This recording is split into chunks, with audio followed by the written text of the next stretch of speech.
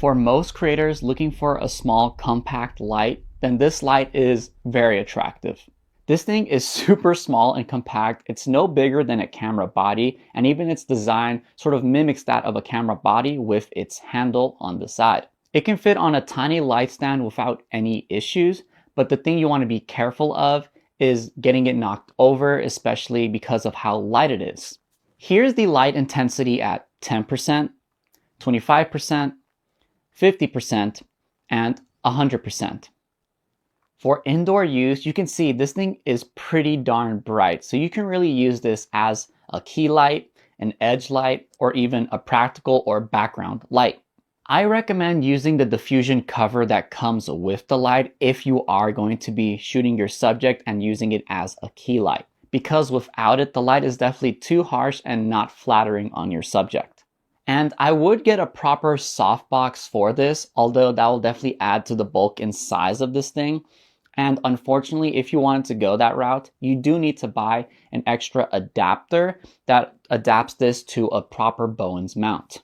But I have found that using the diffusion cover makes the light plenty soft for actually shooting people. And because this light is bicolor, you can actually go from all the way warm at 2500 kelvins to cool at 6500 Kelvin. But what about the dark outdoors? Now this is where I think the light really shines, no pun intended. And to really put this to the test, I did a sunset shoot with my friend, and we used the light in various conditions from right when the sunset was beginning all the way till the very end when it was more blue houry, and we used it more as a key light. And so when we were at the beginning of sunset, I was able to use this as a decent fill. Once again, it's not the strongest, but it actually was a very great hair and edge light.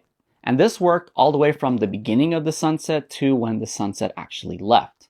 And I was able to take full advantage of the light's color temperature to make it a lot warmer to match the sunset in the scene.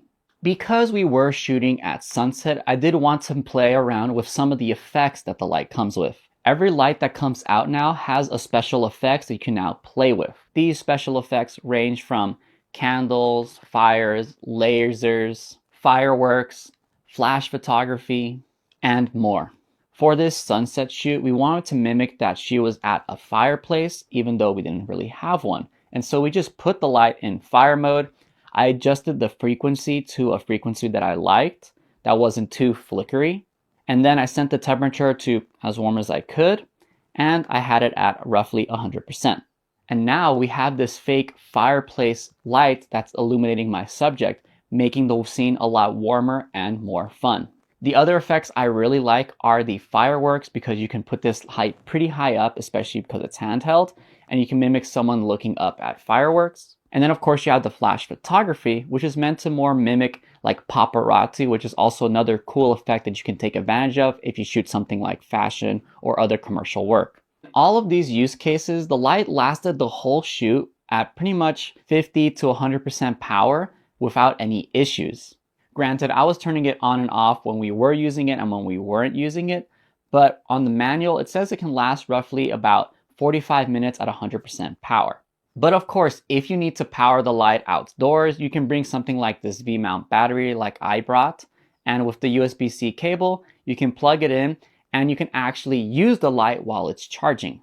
So is 60 watts bright enough for shooting videos? If for whatever reason you're going to be shooting in bright outdoor conditions, 60 watts is not going to be strong enough. It can help lift some shadows, it can help maybe provide a soft edge light to your subject, but it's definitely not going to be powerful enough to be a key light. Unless of course you're in the shade, but at that point you're pretty much in a darker setting, and so that's to be expected.